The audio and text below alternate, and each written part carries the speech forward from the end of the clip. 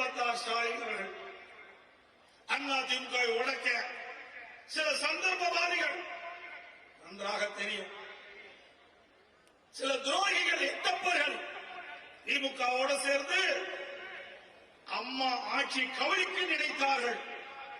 மக்களால், மக்களுடைய ஆதரவால், அதிமுக சட்டமன்ற உறுப்பினரால் சட்டமன்றத்திலே பெரும்பான்மை நிரூபிக்கப்பட்டு அதிமுக ஆட்சியை தொடர வைத்தோம்.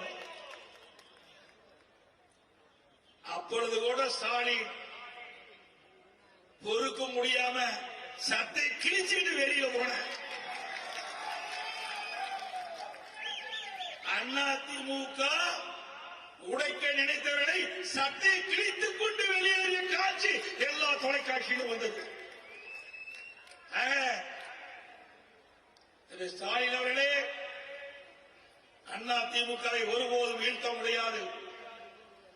எப்பொழுது பார்த்தாலும் பேசுவார். அதிமுக எடப்பாடி பழனிசாமி பொறுப்பேற்று 10 தேர்தலிலே தோல்வி அடைந்து விட்டது என்று சொல்லுவீர்கள், சொல்லிக் கொண்டிருக்கின்றார்.